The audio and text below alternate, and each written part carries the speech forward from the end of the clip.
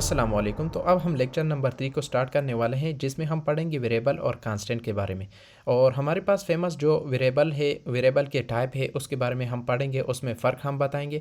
तो इस वीडियो में आप एंड तक देखिए ताकि आप लोगों को अच्छी तरह से समझ आ जाए कि हमारे पास फेमस जो हमारे पास वेरिएबल टाइप है उसको हम किस तरह डिक्लेयर कर सकते हैं, उसमें हमारे पास फ़र्क क्या होता है। इस वीडियो में हम तमाम उसको देखेंगे। तो यहाँ पर हम वेस कोड में आ जाते हैं और यहाँ पर मैं एक वेरिएबल को डिक्लेयर कर लेता हूँ। For example x equal to, और यहाँ पर हमारे पास इसमें मैं स्टोर कर देता हूँ 20 को।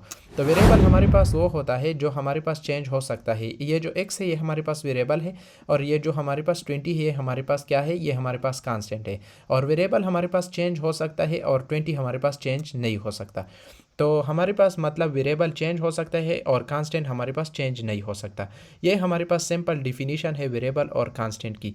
तो इसका कंसेप्ट हमारे पास मेमोरी में किस तरह बनता है, तो एक्स के नाम से हमारे पास मेमोरी में एक ब्लॉक बन जाता है, एक बॉक्स बन जाता है, और उसमें हमारे पास स्टोर हो जाता है फॉर एग्जांपल 20, जो कि हमने यहाँ पर स्टोर किया है।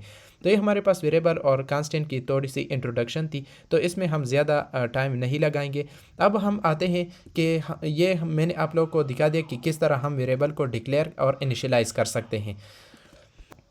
और अब हम आते हैं जो फेमस हमारे पास वेरिएबल को डिक्लेयर करने के लिए हम लगाते हैं, टाइप लगाते हैं कि इस टाइप का हमने ये वेरिएबल को डिक्लेयर किया है। तो उसको हम अब पढ़ते हैं। तो इसको मैं रिमूव कर देता हूँ और यहाँ पर मैं इस तरह लिखता हूँ जो कि हमारे पास एक हमारे पास क्या है, एक हमारे पास वेयर टाइप है, एक हमारे पास लेट टाइप है, एक हमारे पास कौन सा है, एक हमारे पास कांस्ट है। तो ये जो मैंने स्लैश में किया है ये हमारे पास कमेंट है। कमेंट के बारे में हम नेक्स्ट लेक्चर में पढ़ेंगे, तो इसको आप इग्नोर कर लें। अच्छा, तो इस तरह मैं कर देता हूँ कि यहाँ पर मैं वेयर को पहले दिखा देता हूँ कि वेयर हमारे पास किस तरह काम करता है।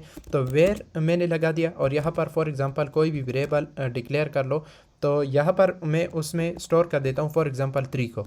और इसी तरह मैं यहाँ पर दोबारा इस वेयर को और इसी वेरिएबल को, सेम वेरिएबल को डिक्लेयर कर लेता हूँ और उसमें मैं स्टोर कर देता हूँ 5 को। और इसी तरह मैं तीसरी बार भी इसी तरह मैं ए वेरिएबल को डिक्लेयर कर लेता हूँ और उसमें मैं स्टोर कर देता हूँ फॉर एग्जांपल 8 को। और फिर इसको मैं इस तरह करता हूँ कि इसको मैं डिस्प्ले करता हूँ कि ये हमारे पास एरर देता है कि नहीं देता। अगर नहीं देता तो किस तरह हमारे पास आउटपुट ये हमें जनरेट करता है, मतलब ये हमें डिस्प्ले करता है, जो कि हमें console.log से हमें पता चल जाएगा कि हमारे पास किस तरह ये डिस्प्ले करता है, क्योंकि हमारे पास console.log इस्तेमाल होता है किसी भी मैसेज को डिस्प्ले करने के लिए।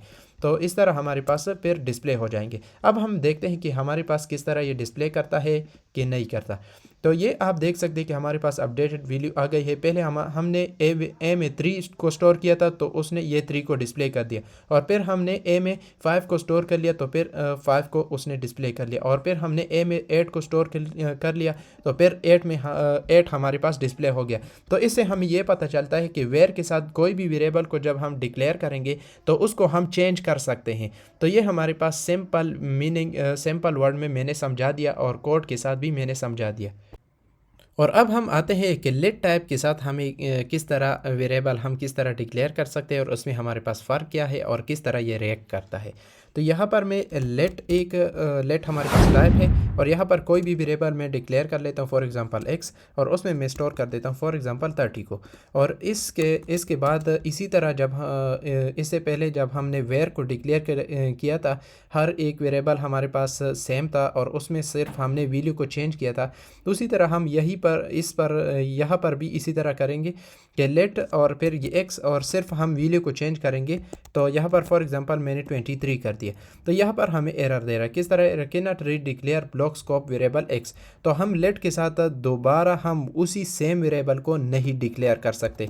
तो यहाँ पर अगर मैं इसको डिस्प्ले भी कर दूँ तो भी हमारे पास एरर आएगा, क्योंकि पहले से ही हमें क्या दे रहा है, एरर दे रहा है। तो इस तरह अगर मैं डिस्प्ले भी कर दूं यहाँ पर भी और यहाँ पर भी, तो फिर भी हमें ये एरर देगा।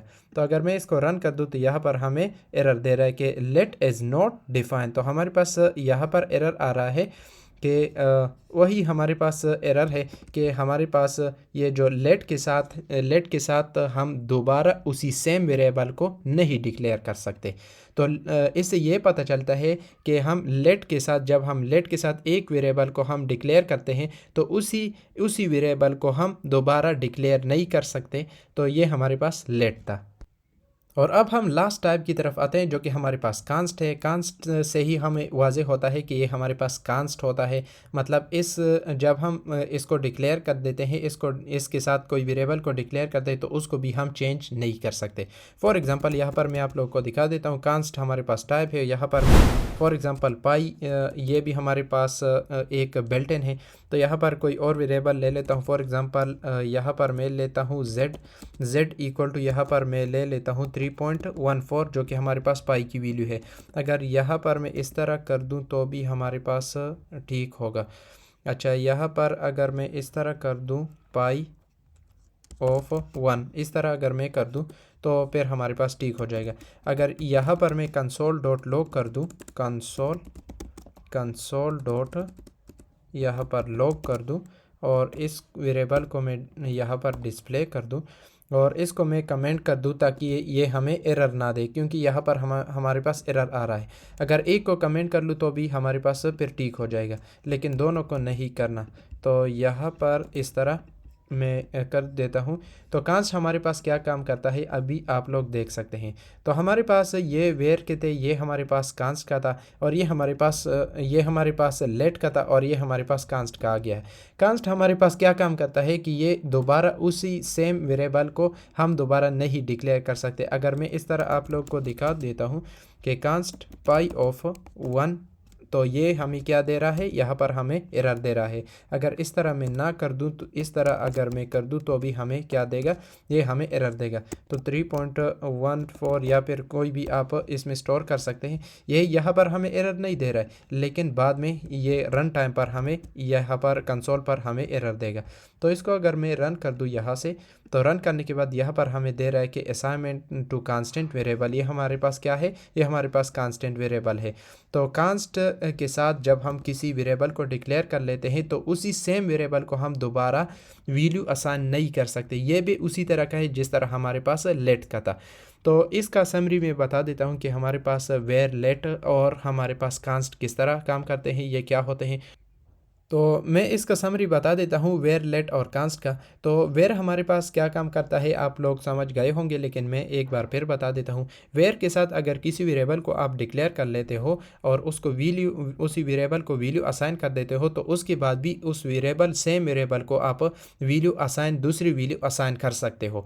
तो ये वेयर के साथ ये उसका कंसेप्ट है। और लेट का कंसेप्ट इसके बरक से, मतलब इसके उल्टा है कि लेट के साथ किसी वेरिएबल को अगर आप डिक्लेयर कर देते हो तो उसमें अगर वैल्यू को आप स्टोर कर देते हो, तो उसके बाद जब उसी सेम वेरिएबल से आप लेट को डिक्लेयर करोगे, लेट के साथ आप उस वेरिएबल को डिक्लेयर करोगे सेम वेरिएबल को, और उसमें कोई दूसरी वैल्यू को स्टोर करोगे, तो वो आपको फिर एरर देगा जिस तरह हमने अभी देखा। तो ये हमारे पास वेयर और लेट एक दूसरे के क्या है, उल्टा है। तो और फिर उसके बाद हमारे पास कांस्ट है। कांस्ट के साथ भी इसी तरह हमारे पास लेट की तरह काम करता है। कांस्ट के साथ जब किसी वेरिएबल को आप डिक्लेयर कर लेते हो और उस वेरिएबल को वैल्यू असाइन कर देते हो, तो फिर आप उस वेरिएबल को आप फिर दूसरी वैल्यू असाइन नहीं कर सकते। जिस तरह हमारे पास पाई की वैल्यू 3.14 है, उसको हम कांस्ट के साथ डिक्लेयर कर देते हैं, तो इसी तरह हमारे पास कांस्ट के साथ कोई और वैल्यू आप फिर उसमें स्टोर नहीं कर सकते उसी वेरिएबल में। तो ये हमने देखा। अगर किसी को इसके हवाले से कोई भी कन्फ्यूजन हो, कोई इशू हो, तो आप कमेंट सेक्शन में कमेंट कर सकते हैं, उसका आंसर दे दूंगा। तो आज के लिए इतना ही, मिलते हैं नेक्स्ट लेक्चर में। Thank you.